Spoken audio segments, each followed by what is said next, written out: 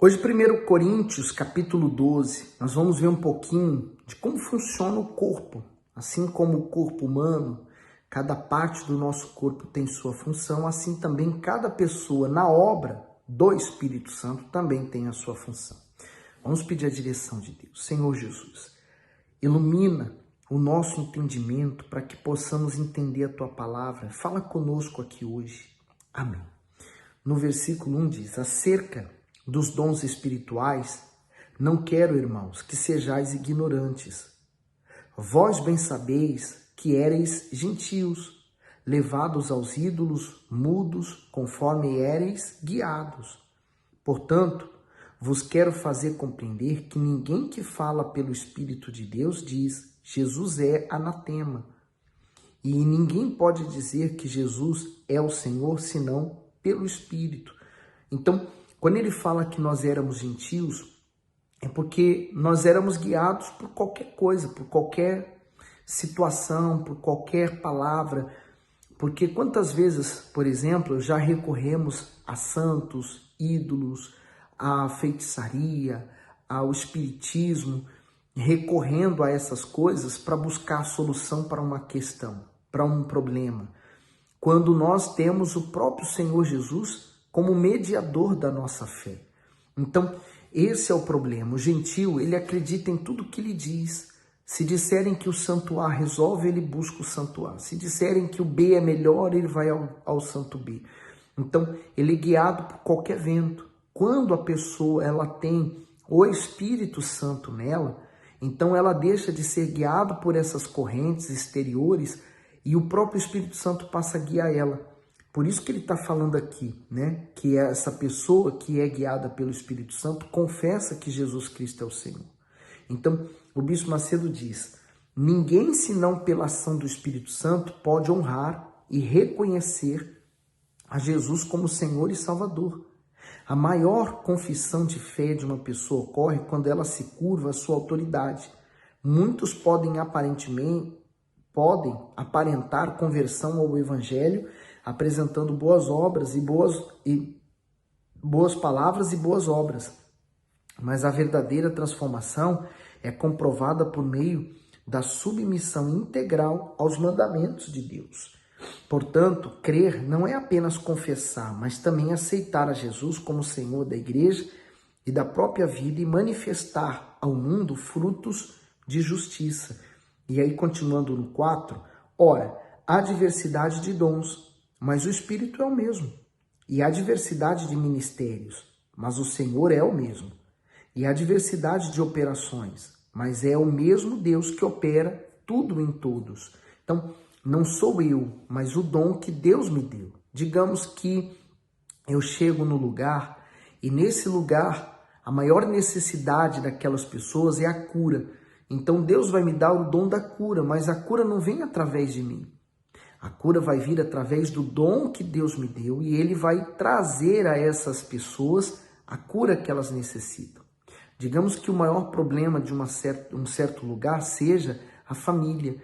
Então Deus vai revestir aquele servo dele com o dom de uma palavra, de uma oração, pela família, para que ajude aquelas pessoas nesse sentido. Então, de acordo com a necessidade, Deus vai usar o servo com aqueles dons, mas tudo vem dele. Por isso você não pode olhar para aquele homem e pensar assim, mas ele é quem fez isso. Aí eu vou porque é ele que está lá.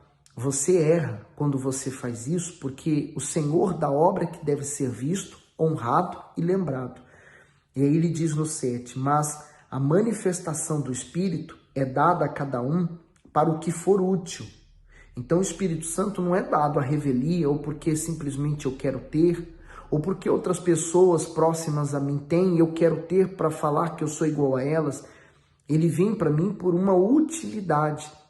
Lembra lá em Atos, o que lá está escrito, que virá o poder de Deus, o Espírito Santo, que revestirá a nós de poder e seremos suas testemunhas. Então, o objetivo do Espírito Santo na vida de um servo é que ele se torne a sua testemunha viva aqui nessa terra do Senhor Jesus. Então tem um objetivo, não é para que ele venha ter apenas o Espírito Santo, não é apenas para garantir a sua salvação nessa terra, mas é para que ele possa espalhar o evangelho. Por isso que ele fala, o Espírito é dado a cada um para o que for útil. E o Bispo Macedo diz assim, para o que for útil, Deus concede habilidades naturais ao ser humano, mas quando ele nasce do Senhor, isto é, quando ele é regenerado, recebe dons espirituais. Isso não significa dizer que por causa desses dons, a pessoa deve ser exaltada sobre as demais ou tratada com mais dignidade que os outros. Pelo contrário, cada dom do Espírito Santo tem um único fim, atribuir glória ao Altíssimo. Ademais, a intenção divina é atender de igual modo às necessidades comuns da igreja. Então, quanto mais alguém recebe de Deus, mais deve servir ao seu próximo. E por isso deve se empenhar ao máximo. E o que menos recebe não deve se sentir inferior, entristecido ou desanimado, pois o doador é justo e age conforme a sua soberana vontade. Como cabeça da igreja, o Senhor Jesus tem competência para distribuir conforme a sua onisciência lhe revela. E aí, continuando no 7, porque a um, pelo Espírito, é dado a palavra da sabedoria, e a outro, pelo mesmo Espírito, a palavra de conhecimento, e a outro, pelo mesmo Espírito, a fé, e a outro, pelo mesmo Espírito, os dons de curar, e a outro, a operação de maravilhas, e a outro, a profecia, e a outro, o dom de discernir os espíritos, e a outro, a variedade de línguas, e a outro, a interpretação das línguas. Mas um só é o mesmo Espírito, opera todas essas coisas, repartindo particularmente a cada um como quer. Por isso que a obra é do Espírito, né? Deus vai usar cada servo dele de uma forma. Por isso que a Igreja Universal preza, por exemplo, que o pastor não fique muito tempo numa determinada igreja. Então há sempre uma troca de pastores, porque cada pastor vai ser usado à sua maneira, do seu jeito, no dom que Deus deu a ele para usar naquele lugar. Um às vezes é para edificar, o outro é para trazer mais pessoas, o outro é para curar, o outro é para libertar, enfim. Mas todos igualmente são usados pelo Espírito Santo e de acordo com a necessidade daquela igreja, daquele lugar. Se você pertence a uma igreja, valorize o lugar onde você está, sabe por quê? Esse lugar onde você está foi Deus quem mandou aquele servo para ali. E ele mandou aquele servo para ali com um objetivo, para aquele período de tempo, ele servir naquela igreja para que através dele algo seja passado. Talvez na mudança desse pastor para outro, vai vir um outro pastor com outro pensamento, com outro dom, e ele vai ser usado naquela igreja durante um período de tempo com aquele dom. Então, valorize a sua igreja, o local onde você está e aquele pastor que está ali. Homem de Deus, que Deus o colocou ali para que ele seja usado através dos dons que Deus deu para ele. E aí diz assim no 12, porque assim como o corpo é um e tem muitos membros, e todos os membros desde um corpo, sendo muitos, são um só corpo, assim é Cristo também. Veja que exemplo perfeito, né? Às vezes a pessoa fala, aquele pastor ele é mais importante do que o outro. Aquele bispo, ele é mais importante do que o pastor. Não, pelo contrário. O bispo só tem na igreja mais responsabilidade do que o pastor. Mas ambos são extremamente úteis naquela obra. Então assim é o corpo. Todo o nosso corpo é importante. Aqueles que estão visíveis e aqueles que não estão tão visíveis, são internos. Mas todos eles são importantes. Todos eles fazem falta. Se houver a falha de um membro nosso, em qualquer parte do corpo que seja, todo o corpo sente. Então, se o meu olho começar a doer, todo o meu corpo vai sentir dor. Se a minha mão começar a ter um problema, todo o meu corpo vai sentir esse problema. Então, por isso a unidade da fé, o Espírito Santo traz essa unidade. Então não há o mais importante ou menos importante, todos são importantes. Às vezes um está mais visível, o outro está por detrás. Está trabalhando, mas é tão importante quanto aquele que está sendo visível, né? Aí ele diz assim no 13, Pois todos nós fomos batizados em um Espírito, formando um corpo, quer judeus, quer gregos, quer servos, quer livres, e todos temos bebidos de um Espírito, porque também o corpo não é um só membro, mas muitos. Se o pé disser, por que não sou mão? Não sou do corpo, não será por isso do corpo? E se a orelha disser, por que não sou olho, não sou do corpo, não será por isso do corpo? Se todo o corpo fosse olho, então onde estaria o ouvido? Se todo fosse ouvido, onde estaria o olfato? Mas agora Deus colocou os membros no corpo, cada um como quis. E se todos fossem um só membro, onde estaria o corpo? Assim, pois, há muitos membros, mas um corpo. E o olho não pode dizer à mão, não tenho necessidade de ti, nem ainda a cabeça aos pés, não tenho necessidade de vós. Antes, os membros do corpo, que parecem ser os mais fracos, são os mais necessários. E os que reputamos serem menos honrosos no corpo, a esses honramos muito mais. E aos que em nós são menos decorosos, damos muito mais honra.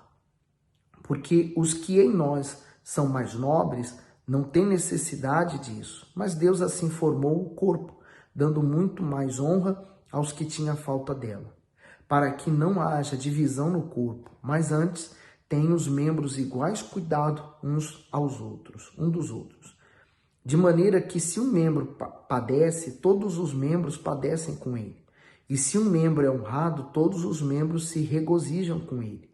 Ora, vós sois o corpo de Cristo, e os seus membros em particular. E a uns pôs Deus na igreja, primeiramente apóstolos, em segundo lugar profetas, em terceiro doutores, depois milagres, depois dons de curar, socorros, governos, variedades de línguas. Porventura são todos apóstolos? São todos profetas? São todos doutores? São todos operadores de milagres? Têm todos o dom de curar? Falam todos diversas línguas? Interpretam todos? Portanto, procurai com zelo os melhores dons, e eu vos mostrarei um caminho mais excelente. Então, Deus irá me usar de acordo com a minha entrega. Ele quer usar você na sua totalidade. Você representa o corpo do Senhor Jesus. Então, o corpo do Senhor Jesus é formado a igreja do Senhor Jesus aqui na terra. Todos nós somos úteis. Você é extremamente útil. Porém, você não é insubstituível. Eu também não. Se eu não servir para os propósitos de Deus, se eu achar que eu sou bom o suficiente para o que eu faço e achar que eu poderia ser melhor aproveitado, Deus não vai precisar mais contar comigo. Deus vai buscar outro e vai contar com outro. Eu tenho que ser servo, humilde, obediente e buscar sempre a direção, a orientação do Espírito Santo para a minha vida. Sim, eu vou permanecer sendo servo e Ele vai poder contar comigo, usar-me aonde Ele quiser. A obra é dele. Sabe, a vida nessa terra, ela nada vale a pena nela, porque ela é passageira. Por isso que nós somos apenas peregrinos nessa terra. Não valorizamos nada que existe nela, nenhum título, nenhuma posição, nenhum cargo, nada. Nada deve ser valorizado nesta terra, porque o melhor de tudo é no porvir, é na eternidade com o nosso Senhor Jesus e Salvador. Então vale a pena sacrificar tudo para termos a plenitude do nosso Deus sobre o nosso ser. Reflita nessas palavras, que Deus ilumine você.